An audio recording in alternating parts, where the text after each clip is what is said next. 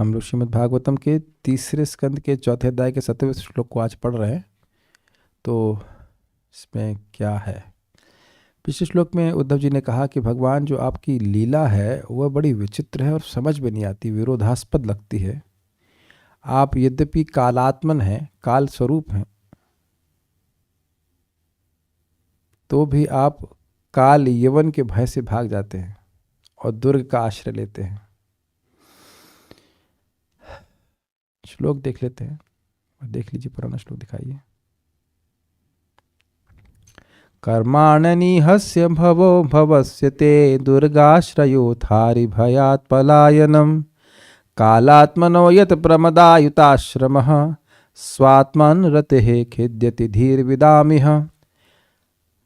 अनिहस्य, यद्यपि आप निष्क्रिय हैं और निष्प्रिय हैं, फिर भी आप कर्म करते हैं, गोवर्धन धारण आदि कर्म करते हैं। अभवस्य, आप अजन्मा हैं, फिर भी आप भव अर्थात जन्म लेते हैं। दुर्गाश्रयो अथ अरिभयात् पलायनम कालात्मना, यदि आप काल के स्वरूप हैं, काल के आत्मा हैं, फिर भी आप शत्रु के भय से दुर्ग का आश्रय लेते हैं, द्वारिका का आश्रय लेते हैं, मानो कि भय हो रहा हो। यत प्रमदा युताश्रम स्वात्मान रथे, अपने में ही रमण करने वाले होते हुए भी जो आपका स्त्रियों के साथ, हजारों स्त्रियों के संग गृहस्थ आश्रम को स्वीकार करना है। धीर विदाम इह खिद्यति, इस जगत में जो बुद्धिमान लोग हैं उनकी बुद्धि को वह खेद प्रदान करता है। वो समझ नहीं पाते इस बात को, ऐसा क्यों कर रहे हैं। अब अपने संग जो उनका व्यवहार था, जो उद्धव जी के संग व्यवहार था, उद्धव जी कहते हैं कि वह मुझे मोहित समान कर रहा है, मोहित के समान कर रहा है, मुग्ध मोहित जैसा कर रहा है। मोहित नहीं कर रहा है क्योंकि वो समझ रहे हैं भगवान के तत्व को, लेकिन उनको मोहित जैसे कर रहा है। क्यों मोहित कर रहा है? यद्यपि भगवान सर्वज्ञ हैं, फिर भी पूछते हैं कि क्या करना चाहिए, और केवल अनुकरण मात्र नहीं कर रहे हैं, पूछते हैं और फिर एडवाइस के अनुसार करते भी हैं और बड़े ध्यानपूर्वक सुनते हैं।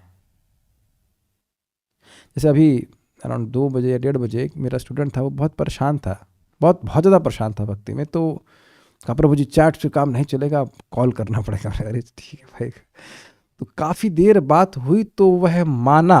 मैंने कहा पिछली बार आप नहीं माने थे तो आप परेशान हो गए, काफ़ी परेशान हो गए, आप फिर पूछ रहे हो, फिर मैं आपको कुछ स्ट्रॉन्ग एडवाइस दे रहा हूँ करने के लिए, आप नहीं करेंगे तो फिर आप कहेंगे प्रभु जी मिडिल पाथ बताइए। हमने कहा हम मिडिल पाथ जैसा कुछ नहीं होता है, आप परेशान हैं तो उस परेशानी को काटना पड़ेगा, जो भी थी उनकी परेशानी।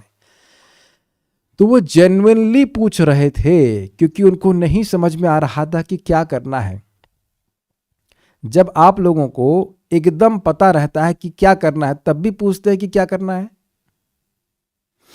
आज तक किसी माता जी ने हमें ये मैसेज नहीं किया प्रभु जी रोटी कैसे बनाते हैं। Have you ever asked me? Come on, this is so easy. या मूंग की दाल नहीं पक रही है अरे कैसे नहीं पकेगी, उसका तो बाप भी पका देंगे तो आप समझ रहे हैं, यह सब प्रश्न आप नहीं करते। क्यों नहीं करते? ये पता है। Is it not? वहां कोई संशय नहीं है। कोई नया कुक होता है तो सीनियर से पूछता है चावल पका है कि नहीं पका है, तो वो पूछता है, अगर नहीं पका तो और पकाते हैं, और अगर पक गया है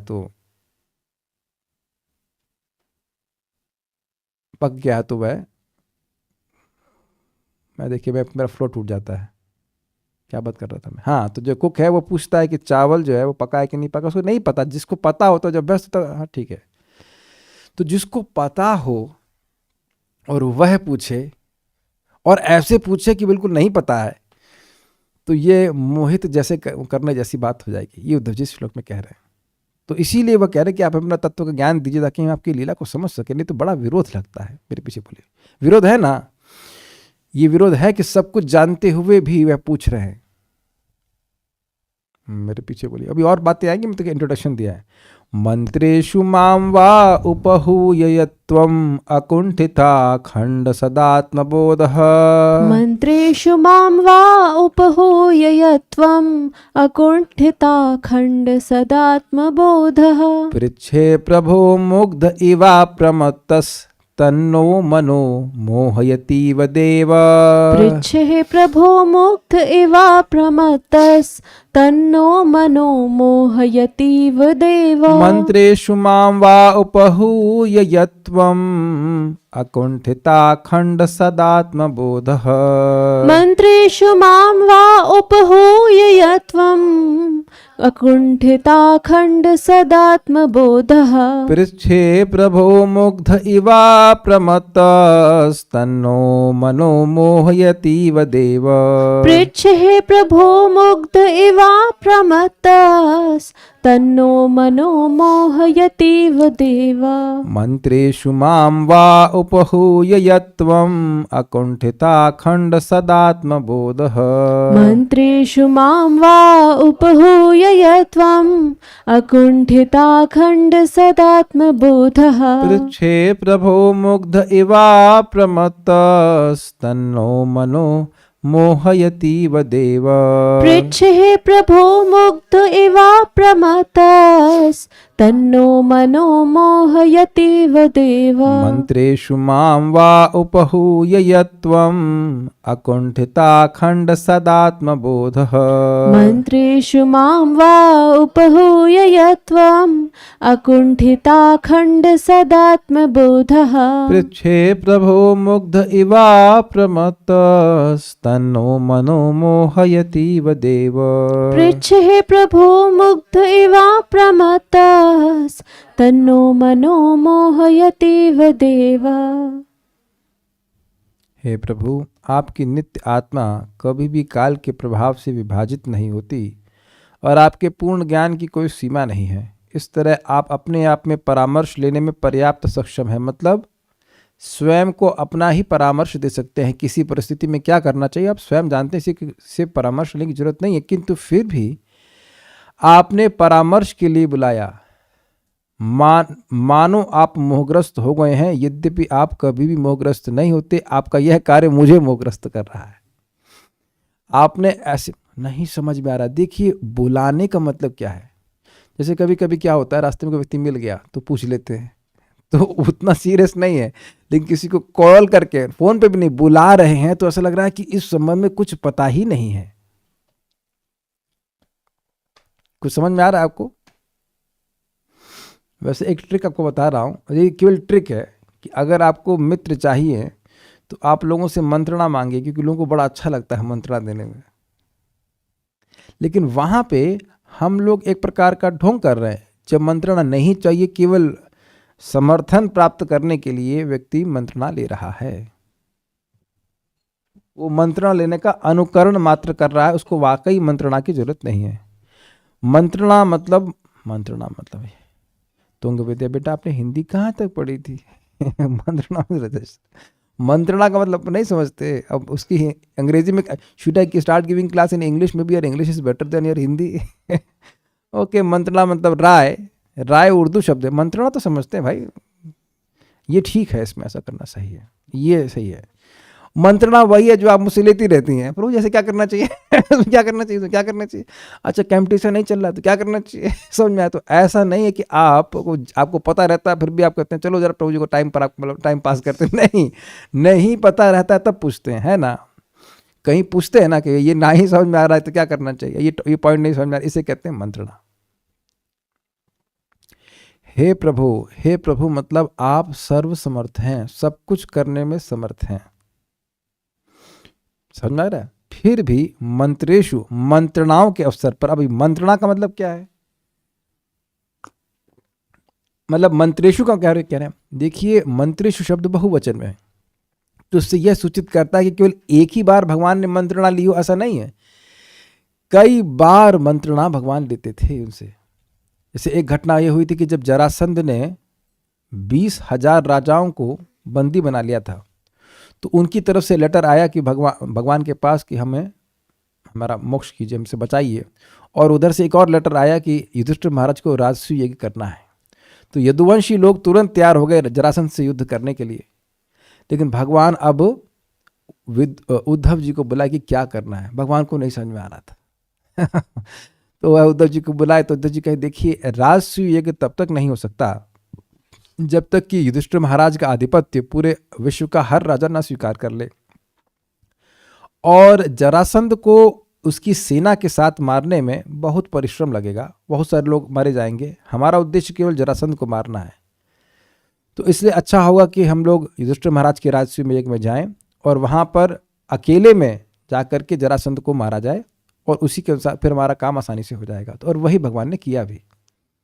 भीम के द्वारा जरा उसको मल्ल युद्ध के लिए मतलब निमंत्रण दिया, या कह सकते हैं दान में मांगा कि हमें युद्ध चाहिए, मल्ल युद्ध, और इस प्रकार से भगवान ने जरासंध को मरवा दिया। तो किसकी मंत्रणा से, कौन प्रेरणा दिया? तो उद्धव जी दिए। ये बात है। तो भगवान कहे हाँ सही है, यानी सारे यदुवंशियों का मत एक तरफ और उद्धव जी का मत एक तरफ। This is quite interesting. और ऐसी मंत्रणा और अन्य स्थानों पर भी गई। देखिए, अब गोपियों को सांत्वना देने के लिए भगवान उद्धव जी को ही भेजे हैं, तो आप समझ सकते हैं कि वो कितने, हम लोग समझ नहीं सकते, अंदाज लगा सकते कि कितना अधिक वह प्रवर होंगे, उनकी बुद्धि कितनी तीव्र होगी।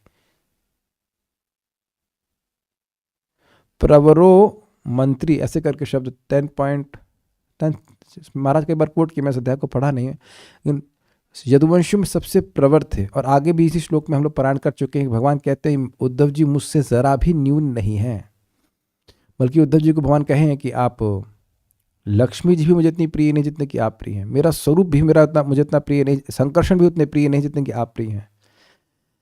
तो मंत्रेशु यानी मंत्रणाओं के कई अवसर पर अकुंठित, अकुंठित मतलब काल द्वारा अखंडित, कवर्ड अप, अनकवर्ड, आपका ज्ञान। देखिए ये शब्द पूरा एक साथ जोड़िए, अकुंठित, उसको आप जब क्या कहते हैं, अकुंठित अखंड सदात्म बोध, ये एक साथ जोड़ा जाएगा। देखिए श्लोक में क्या लिखा हुआ है, श्लोक में कैसे लिखा है, अकुंठिताखंड सदात्म बोधा, ये एक शब्द है और ये भगवान के बोध को वर्णन कर रहा है। भगवान का बोध यानी कि ज्ञान कैसा है, अकुंठित है, अखंड है और सदात्म बोध है। सदा ही भगवान को आत्मबोध रहता है, हम लोगों को सदा ही आत्मबोध नहीं रहता। जिस देह से पहचान कर रहे हैं उसका भी बोध नहीं रहेगा अभी थोड़ी देर में ही, सोते समय, है ना। तो हम सदात्म बोध में कैसे रह सकते हैं? भगवान नित्य ही अपने स्वरूप से अवगत हैं और सदात्म बोध जो कुछ भी जगत में है वो सब जानते हैं।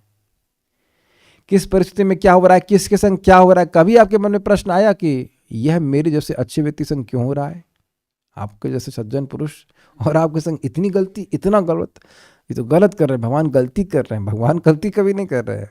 अकुंठित अखंड, अकुंठित का मतलब हो गया कि भगवान का ज्ञान काल के द्वारा कवर्ड नहीं है। जैसे हम लोग किसी बात पे विचार करें कि अब क्या करना चाहिए, तो हमको नहीं समझ में आता कि इस समय इस परिस्थिति में मुझे क्या करना चाहिए और इसका भविष्य में क्या प्रभाव होगा। जो हमको मंत्रणा दे रहा है वह भी जान नहीं रहा है, वो एक अंदाज से बोलता है कि यह कर लेने से ठीक हो जाएगा। कभी आप ऐसी बीमारी में पड़े जहाँ डॉक्टर अलग अलग मतामत दे रहे हैं, इस वजह से बीमार है, उस वजह से बीमार है, ये बीमार है, ये कारण है, वो कारण है, तो क्या कारण है? ऐसा हुआ होगा, इज इट नॉट? बहुत सारे टेस्ट कराए, समझ ही नहीं आ रहा बीमार क्यों है।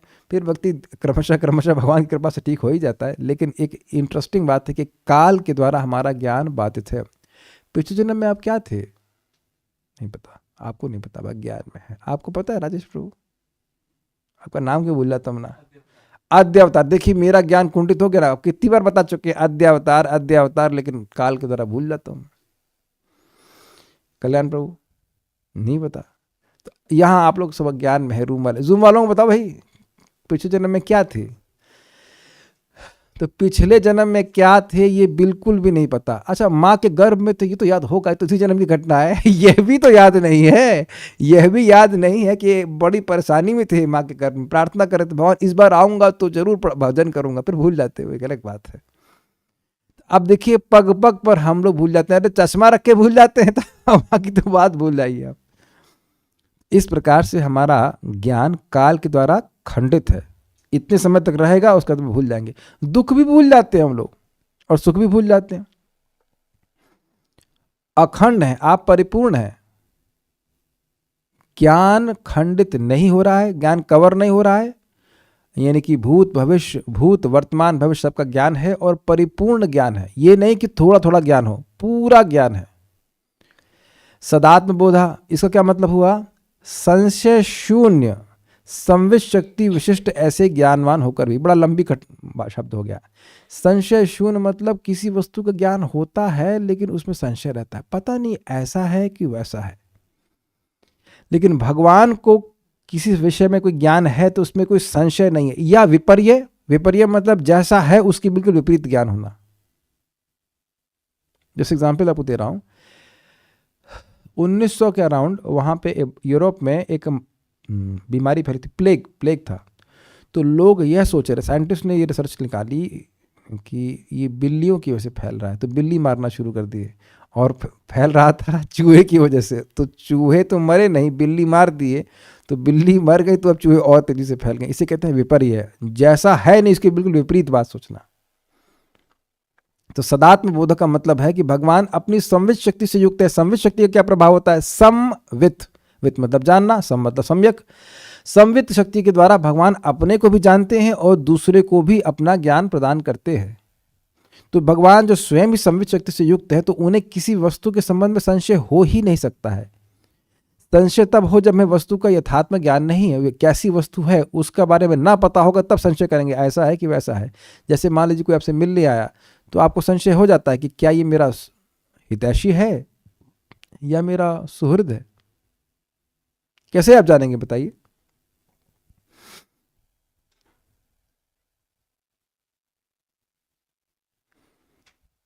अभी कल ही तो बात है ना, सुबह की क्लास कैंसिल हुई थी, कब? कल ही तो हुई थी, भूल जाता हूँ मैं, काल से कुंठित मेरा ज्ञान है।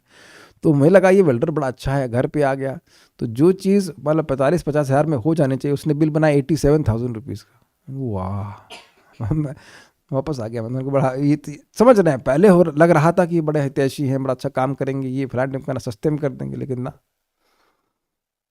तो ये आप कई बार जगत में देखते हैं कि व्यक्ति हम लोग को चीटिंग कर देते हैं। तो ये निर्णय करना कि ये मेरे लिए अच्छा है, ये बुरा है, इसमें संशय ही रहता है। दवाओं के बारे में क्या विचार है आप लोगों को?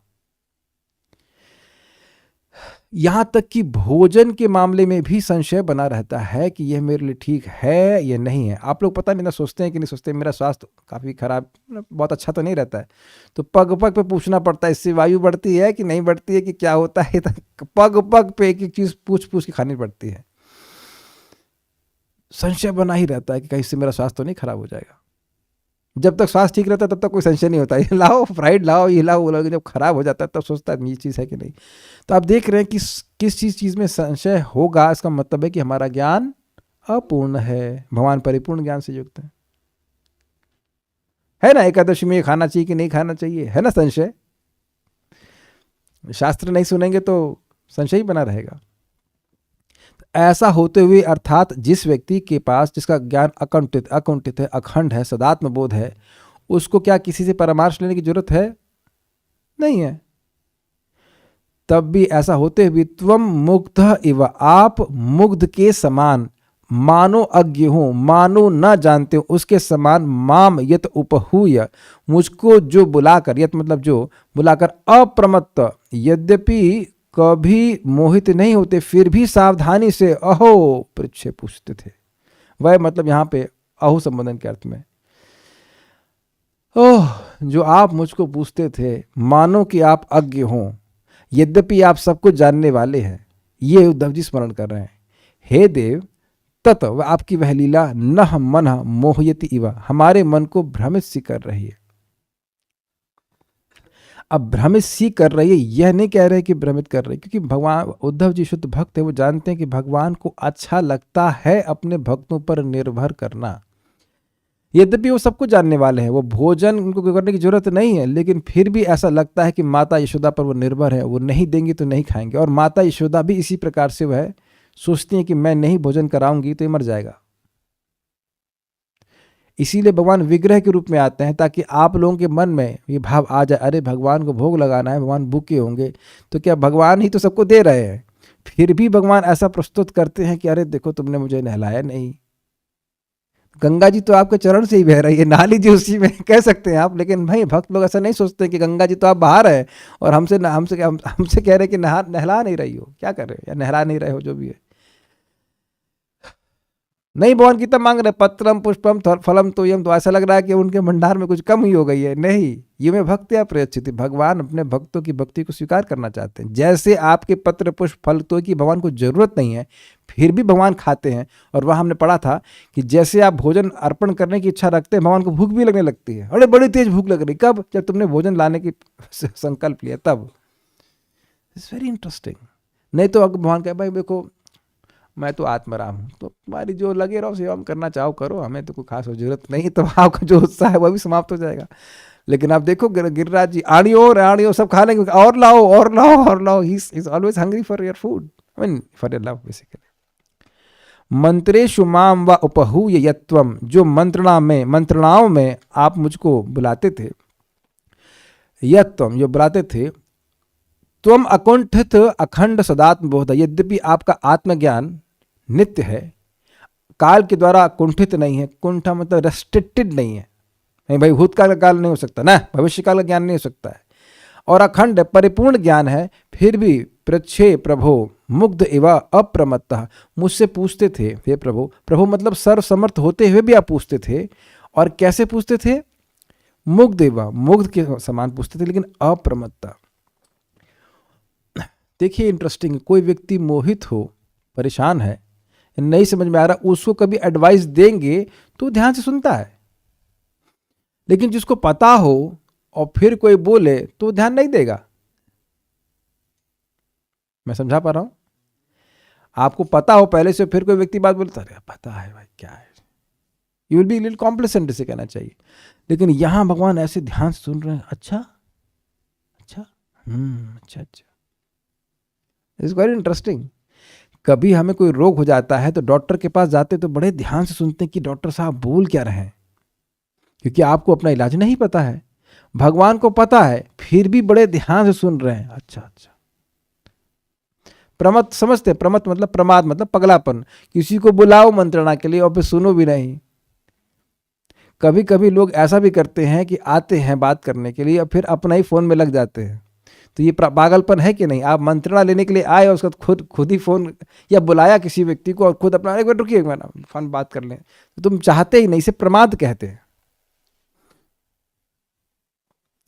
तो अप्रमत्ता का मतलब हुआ कि भगवान वहां पे बिल्कुल ध्यान पूर्वक सुन रहे हैं, प्रमत्त नहीं है, उनका ध्यान कहीं और नहीं है, वो बड़े ध्यान पूर्वक उद्धव जी की बात सुन रहे हैं कि क्या उद्धव जी कहना चाहते हैं। बड़े ज्ञान की बात कहेंगे, भाई देखो हमको नहीं पता चल रहा, इसलिए कह रहे हैं कि मुग्ध इव अप्रमत्तः तत्, आपका वह जो था कार्य, न हमको हमारे मन को मोहयतीव एव, मोहित जैसा कर रहा है। वो समझ, ये भक्त है तो समझ रहे हैं कि भगवान ऐसा क्यों कर रहे हैं, लेकिन इसलिए कह रहे हैं मोहित जैसा करता है।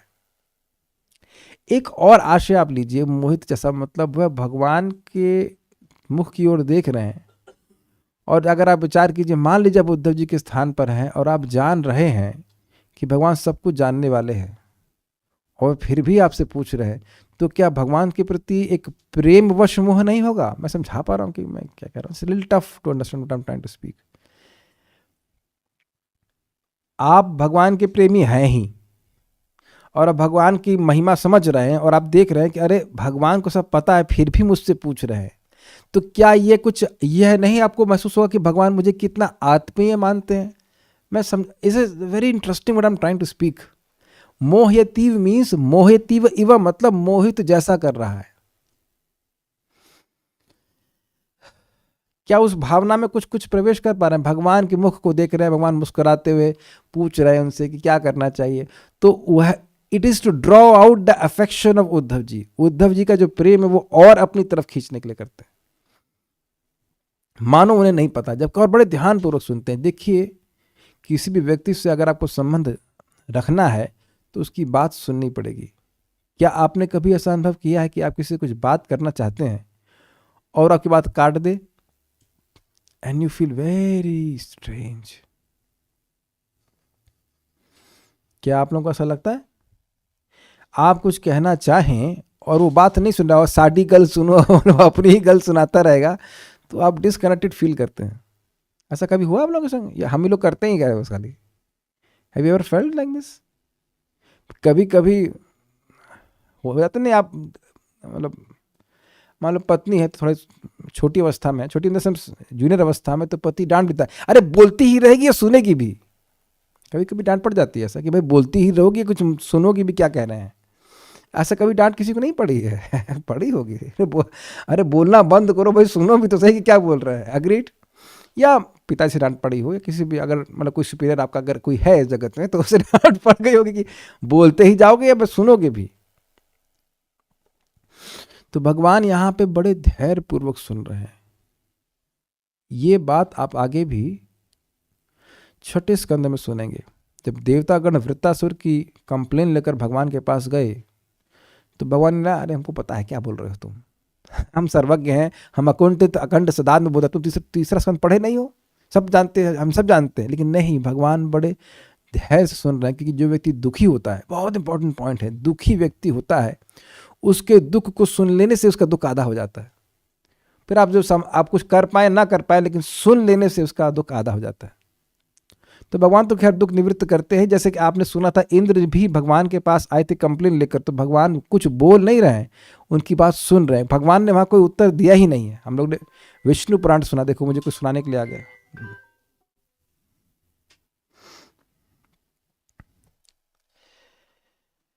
तो वहाँ विष्णु पुराण में हमने पढ़ा था कि भगवान के पास इंद्र आए और बोलते गए, ये परेशानी है, वो परेशानी है, आपको जो करना हो करो। भगवान वहाँ उत्तर कोई नहीं दे, खाली चुपचाप सुन रहे हैं। ब्रह्मा जी की प्रार्थना ब्रह्मा जी 14वें स्कंद के 14वें अध्याय में करेंगे, भगवान सुन रहे हैं। तो भगवान को श्रवण अच्छा लगता है, सुनते हैं। ये आदर देना होता है सामने वाले व्यक्ति को। कोई कुछ बात कहे, उसको हम सुने ही नहीं, या अपना फ़ोन चला लें, कुछ और कर लें, तो फिर ये अपराध हो जाता है। फिर व्यक्ति डिस्कनेक्टेड फील करेगा, वो समझ जाएगा इसको हमारी मंत्रणा की जरूरत ही नहीं है। मुझे याद है कि एक व्यक्ति मुझे कॉल किए कि प्रभु जी आपका कुछ समय मिल सकता है। मैंने दिया अपना बहुमूल्य समय, सबका समय बहुमूल्य होता है।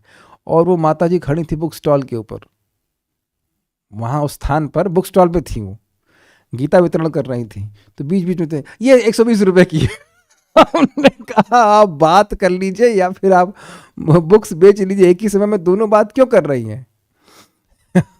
ये कुछ तरीका, अगर कुछ काउंसलिंग लेनी, कुछ करनी, तो आप बुक स्टॉल पे खड़े होकर करेंगे। ये 120 रुपये की गीता गीता गीता, हाँ हाँ प्रभु जी बताइए। तो ऐसे में मंत्रणा क्या देंगे आप बताइए? क्या हम देंगे और क्या व्यक्ति स्वीकार करेगा? आप लोगों ने नोटिस किया होगा, कभी आप किसी व्यक्ति से रियली मंत्रणा लेना चाहते हैं, या मान लीजिए कोई आध्यात्मिक जिज्ञासा करना चाहते हैं, then you can not be प्रमत्तः। Do you agree? जैसे मैं यहाँ पे पढ़ के आता हूँ, पढ़ाने के लिए आता हूँ, तो क्या मैं अब ऐसे ही कुछ खा रहा, रोटी खा रहा हूँ, पानी पी रहा हूँ, ये पानी पीना से खरीदना कोई दिक्कत नहीं है, और काम करते करते क्या मैं पढ़ सकता हूँ? नहीं पढ़ सकता। समझ में आएगा? नहीं समझ में आएगा। मैं अब अप्रमत्ता में बोल रहा हूँ कि भगवान इतने पर्सनल है। मैं ये कहना चाहता हूँ, क्या आप यह समझ पा रहे हैं कि भगवान के इस पर्सनल बिहेवियर के ऊपर उद्धव जी स्मरण कर रहे हैं कि भगवान कितने व्यक्तिगत है, सब कुछ जानने वाले, फिर भी वह मंत्रणा ले रहे हैं उसे। तो ये उनको मोहित करती है, मोहित जैसी करती है, अर्थात इट ड्रॉज आउट लव, बहुत हाई डिग्री का प्रेम जो है वह जनरेट कर रहा है उनके प्रति। भगवान कितना हमको कितना मानते थे, ये बात है, यद्यपि उनको कोई जरूरत नहीं थी। ठीक है।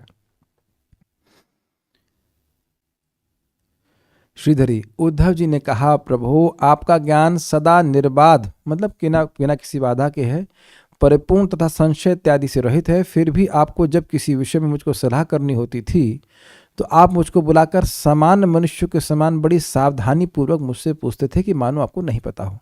आपकी यह लीला मेरे मन को भ्रम में डाल देती है, मतलब भ्रम, मानो मुझे भ्रम में डाल देती है, ये अर्थ है। थोड़ा सा अनुवाद में मिस्टेक है। सारा दर्शनीय, जरासंध वध अथवा राजसूय यज्ञ के संपादन आदि विभिन्न उपक्रमों में श्री भगवान निश्चित रूप से मुझे बुलाते एवं प्रश्न करते थे कि हे उद्धव, मुझे बताओ कि मेरा कर्तव्य क्या है। ये प्रश्न तो अर्जुन का था कि मेरा श्रेय निश्चित रूप से कैसे होगा। हे गुरुदेव, हे श्री कृष्ण, आप बताइए। आपके अलावा मैं किसी को नहीं देख रहा हूं कि जो मेरे संशय का निवारण कर रहे, लेकिन भगवान अपने संशय के निवारण के लिए उद्धव जी को बुला रहे हैं। वह सदात्म बोध अर्थात सदैव प्रत्येक वस्तु से अवगत रहते थे। हिंदी समझ में आ रही है? उनका बोध हमेशा बना रहता था तथा अखंड अर्थात परिपूर्ण थे। बोध रहता था और परिपूर्ण बोध रहता था, और अकुंठित अर्थात काल आदि वस्तुओं द्वारा क्लांत नहीं होते थे। ये नहीं कि आज ज्ञान है परिपूर्ण, सब वस्तुओं का कल नहीं है।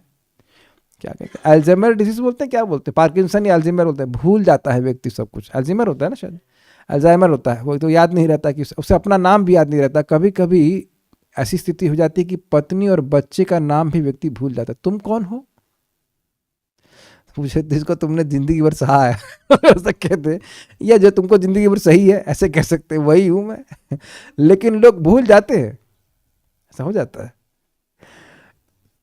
तो काल द्वारा कुंठित हो गया ना, आज ज्ञान है कल नहीं है। यद्यपि वे संवित शक्ति से युक्त थे, तथापि वे एक मुग्ध व्यक्ति की भांति प्रस्तुत होते। मुग्ध मतलब जो मोहित है, उसे नहीं पता कि क्या करना चाहिए। एग्जाम्पल मैंने पहले भी दिया था आपको एक बार, जब भगवान श्री कृष्ण अगासुर में अपने बालकों को, अपने मित्रों को जाते हुए देखते हैं, तो कुछ समय के लिए मोहित जैसे हो जाते हैं कि अब मुझे क्या करना चाहिए, जबकि भगवान को सब कुछ पता रहता है।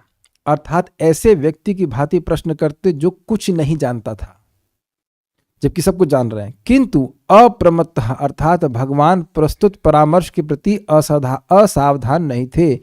ऐसा नहीं है कि खाली वो है बस अनुकरण कर रहे हों नहीं जानने का, वो वाकई बहुत ध्यान पूर्वक उस बात को सुनते थे। मैं रिपीट कर रहा हूं ताकि बात समझ में। अप्रमत्तता का मतलब क्या है? एक ऐसा होता है तरीका सुनने का,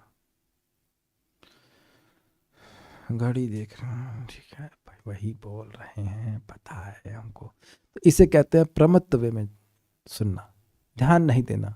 उस तरह से नहीं सुनते थे। एक ही समय में भगवान की मुग्धता तथा उनकी सर्वज्ञता नह मन मोहयति इव अर्थात हमारे मन को मानो मोहित करती है।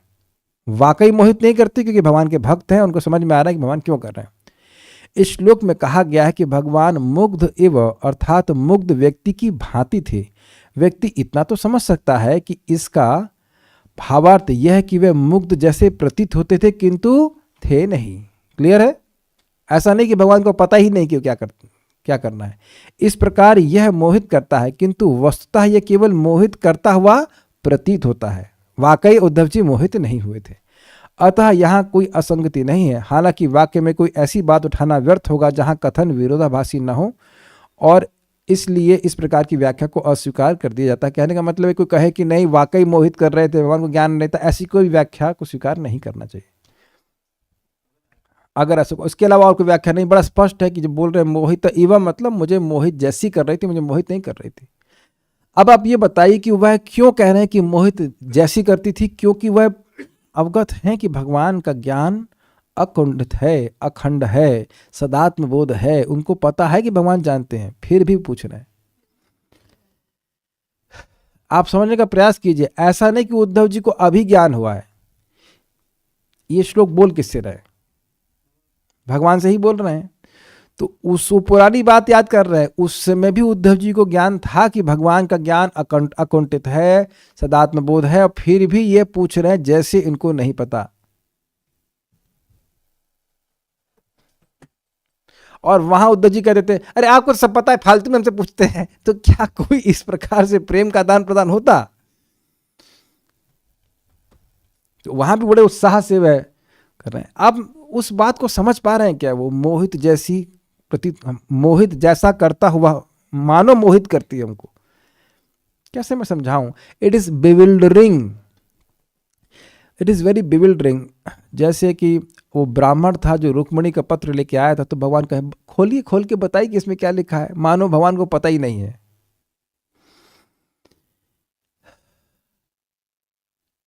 ऐसा कई बार भगवान करते हैं, ऐसा कई बार करते हैं।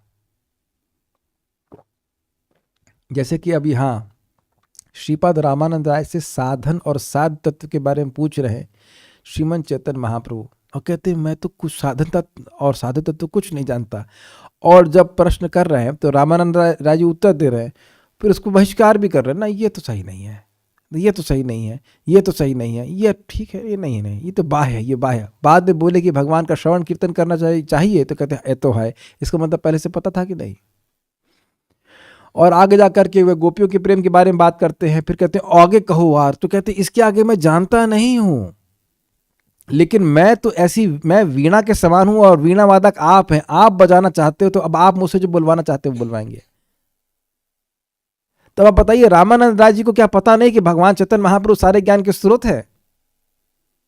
हैं? फिर भी उनसे पूछ रहे हैं, मानो कि न जानते हो। या अगर आपको थोड़ा सा भी याद हो, हरिदास ठाकुर जी से पूछ रहे हैं कि भाई लोगों का जो पापी लोग हैं उनका उद्धार होगा कैसे, तो वहां हरिदास ठाकुर जी कहते हैं आप चिंता मत कीजिए, लोग हराम हराम बोलेंगे तो उनका उद्धार हो जाएगा। और ऐसे करके आगे बहुत सारी बातें बोलते हैं नाम की महिमा के बारे में। और भगवान चैतन्य महाप्रभु बाद सोचते हैं इससे कैसे मालूम चल गया इससे कैसे मालूम चल गया। रूप को जगन्नाथ मंदिर, जगन्नाथ रथ यात्रा में महाप्रभु एक कविता बोलते, ये काव्य बोलते, जो कि सामान्य लड़के और लड़की का आपस में मतलब एक फीलिंग्स का एक्सचेंज सा लगता है। और उसके बाद 1 साल रूप गोस्वामी थे, रूप गोस्वामी उस पर सब लिख दिए कि आप भी मैं वही राधा हूँ, आप कृष्ण हैं, लेकिन ऐसा कर मतलब पूरा डिटेल उसको बता दिए। तो और उसके बाद वो उसको एक अपनी झोपड़ी में जो ऊपर फूस होती उसमें खोस दिए थे। तो महाप्रभु आए और उसको निकाले, उसको रूप गोस्वामी से स्नान करने गए थे और उसको पढ़े, और फिर आए तो रूप गोस्वामी आए तो उनको चपत मारे हल्की सी कि तुमको मेरे मन की बात कैसे मालूम चल गई। और न सिर्फ यह है, उसको अन्य भक्तों के सामने पढ़कर बताए भी। तो फिर भक्तों ने कहा, वो कह रहे देखो उसने मेरी मन की बात कैसे पकड़ ली। तो कहते हैं कि आपने ही कृपा करी होगी तभी तो समझ पाए। कहते हैं हाँ मैंने ही कृपा करी थी, इनकी नम्रता को देख करके, इनके सर पे या हाथ पे जो भी हाथ रखा था वो कृपा संचार किया था, तो कृपा संचार आप ही कर रहे हैं। फिर आप अपने आप मोहित हो रहे हैं कि ये इसको कैसे मालूम चल गया। तो this is how Krishna behaves, what you can do. बल्कि अद्भुत बात यह है कि भगवान अपने ही भक्तों को दिव्य गुण देते हैं और फिर कहते हैं देखो मेरा भक्त कितना सुंदर लग रहा है। जैसे एक माँ अपने बच्चे को ही आभूषण पहनाती है कि नहीं, बाद में मोहित हो जाती है, अरे मेरा बच्चा कितना प्यारा लग रहा है। तो प्यारा कौन लगाया? माँ ने ही दिया ना आभूषण। Very interesting, this is bewildering. तो मोहित इवा मतलब मेरे को मानो बिविल्डर करती है कि भगवान ये ऐसा क्यों कर रहे हैं। अच्छा मान लो आप उद्धव जी की जगह होते तो आप क्या करते? अंदर से भगवान आपको ज्ञान भी दे रहे हैं कि बोलना क्या चाहिए, और बाहर से पूछ रहे हैं कि करना क्या चाहिए, तो आप चुप बैठे रहेंगे?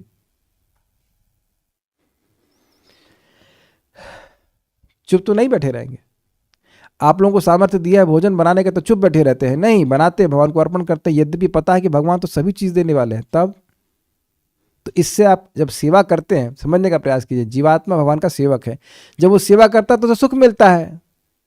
तो भगवान इस सुख का, इस प्रेम का आदान प्रदान करना चाहते, नहीं तो भगवान की जरूरत ही क्या किसी काम की, कोई जरूरत नहीं है। तो ये उनको मोहित करती। मोहित means it draws more love from Uddhav's heart. बाल प्रबोधनी। यहां पर उद्धव जी भगवान श्री कृष्ण को प्रभु और देव बोलकर संबोधित कर रहे हैं। इस संबोधन द्वय से, अर्थात 2 प्रकार के संबोधन से, प्रभु शब्द से कहते हैं कि आप सर्वथा समर्थ हैं, सब कुछ करने में समर्थ हैं, फिर भी पूछते हैं। और देव शब्द से देवों के भी देव अर्थ समझना चाहिए, देवादि देव समझना चाहिए। हे देव, आप देवताओं के भी आराध्य हैं, ऐसा समझना होगा। उद्धव जी कहते हैं कि हे प्रभु, आपके अनुग्रह के बिना कोई भी आपकी चिकित्सा को नहीं समझ सकता। आप प्रभु हैं, आप देवताओं के भी देव हैं, तो जो देवता का देव है उसकी चिकित्सा अर्थात उसके प्रयोजन को, किस कार्य को वह किस उद्देश्य से कर रहा है, यह कोई नहीं समझ सकता।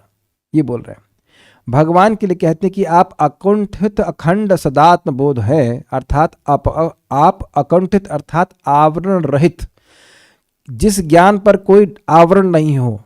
जैसे कि मान लीजिए अब मैं अगर ऐसे आवरण ढार लेता हूँ अपने मुख के ऊपर, तो मैं आप लोग को नहीं देख सकता।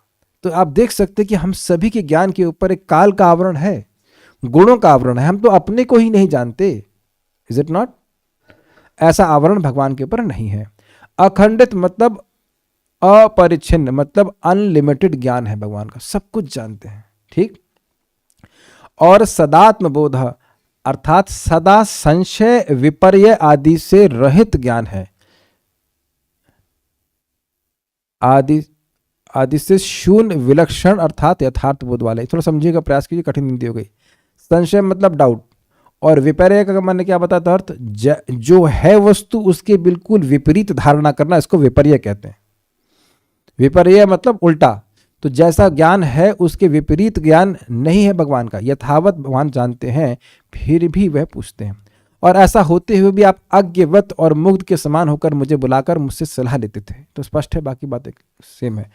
और आप अप्रमत्ता अर्थात सावधानी से पूछते थे। आपका ऐसा व्यवहार हम सेवकों के मन को मोहित कर रहा है, यह अन्वय है। तात्पर्य, उद्धव वास्तव में कभी भी मोहग्रस्त नहीं थे, किंतु वे कहते हैं कि ये सभी विरोधी बातें मोहग्रस्त बनाने वाली प्रतीत होती हैं। कृष्ण तथा उद्धव के बीच का सारा विचार विमर्श मैत्रेय के लाभार्थ था, जो पास ही बैठे थे। भगवान उद्धव को परामर्श के लिए बुलाते रहते थे। जब नगर पर जरासंध तथा अन्यों ने आक्रमण किया था, ये कहाँ था? मथुरा। मथुरा में जरासंध ने आक्रमण किया था। उद्धव जी तो वहीं से साथ में है ना। और जब मथुरा से तो उद्धव जी आए थे यहाँ पे, द्वारका से तो ना आए थे यहाँ पे। राष्ट्रीय इंसिडेंट हो या कुछ भी हो, जरासंध मरा है बाद में, जरासंध बाद में मरा था, लेकिन राष्ट्रीय वाला इंसिडेंट था जरासंध के, यस वो तो द्वारका से हुआ था। लेकिन यहाँ पे जो बात है वो जरासंध ने भी युद्ध की आक्रमण किया था मथुरा पे, ये भी एक घटना है ना। और जब उन्होंने द्वारकाधीश के रूप में अपनी नैतिक राजसी कार्य के अंग स्वरूप महान यज्ञ किए थे। ये क्या मतलब है? नित्य ही कार्य करते थे, राजा को यज्ञ करने चाहिए, तो वहाँ कौन सा यज्ञ करना चाहिए उसके बारे में भी वह उद्धव जी से मंत्रणा लेते थे। इसीलिए यहाँ पे शब्द था मंत्रेशु, जो कि बहुवचन में था। केवल एक बार मंत्रणा नहीं लिए। अगर कोई व्यक्ति केवल एक बार मंत्रणा दे तो उसे मंत्री कहेंगे। कोई जीवन में केवल एक बार आपको मंत्रणा दे नहीं, जो बार बार आपको मंत्रणा देता है उसको मंत्री कहा जाता है कि नहीं? अब बार बार उससे पूछते हैं कैसे करना चाहिए, कैसे करना चाहिए। भगवान के लिए कोई भूत, वर्तमान तथा भविष्य नहीं होता, क्योंकि शाश्वत काल का उन पर कोई प्रभाव नहीं होता और उनसे कुछ भी छुपा नहीं है। ये किसकी व्याख्या कर रहे हैं प्रभुपाद बताइए? अकुंठित भगवान का ज्ञान काल के द्वारा आवरण से युक्त नहीं है। वे शाश्वत आत्म प्रबुद्ध हैं, अखंड सदात्म बोध। अतएव परामर्श रूपी प्रकाश पाने के लिए उनका उद्धव को बुलाना निश्चित रूप से आश्चर्यप्रद है। भगवान के सारे कार्य परस्पर विरोधी प्रतीत होते हैं, यद्यपि भगवान के नैतिक कार्यों में कोई विरोध नहीं है। इसलिए उन्हें उसी रूप में देखना होगा और उनकी व्याख्या करने का कोई प्रयास नहीं किया जाना चाहिए। ओके, श्लोक यहीं तक था। उसके आगे अगला श्लोक था, तो हो गया क्लास पूरा। हम सोच रहे थे आज मेरा स्वास्थ्य ठीक नहीं, तो मेरा भी दिमाग डिस्टर्ब हो रहा है, किधर किधर जा रहा हूँ। श्लोक तो यहीं तक था बस। आई एम हैप्पी कि श्लोक पूरा हो गया। मुझे डर लग रहा था कि 36 श्लोक तक कैसे होगा। तो कुछ कुछ आप लोग समझ में आए, इसलिए उद्धव जी कह रहे हैं कि आप हमें ज्ञान प्रकाशित कीजिए। हम आपकी सेवा करना चाहते हैं, लेकिन आपकी जो लीलाएं हैं वो हमको मोहित जैसी करती रहती है। नैतिक का मतलब होता है रोज किए जाने वाले कार्य। तो भगवान रोज यज्ञ आदि करते थे, तो उस बारे में उद्धव जी से जो भी यज्ञ महान वगैरह करते हो राजा के रूप में, उसके बारे में परामर्श लेते थे कि यज्ञ कैसे करना चाहिए, कैसे करना चाहिए। ठीक है, ओके। और कोई प्रश्न नहीं है? So will stop here. Shrimad Bhagavatam की जय, श्रील प्रभुपाद की जय, निताई गौर प्रेमानंदे।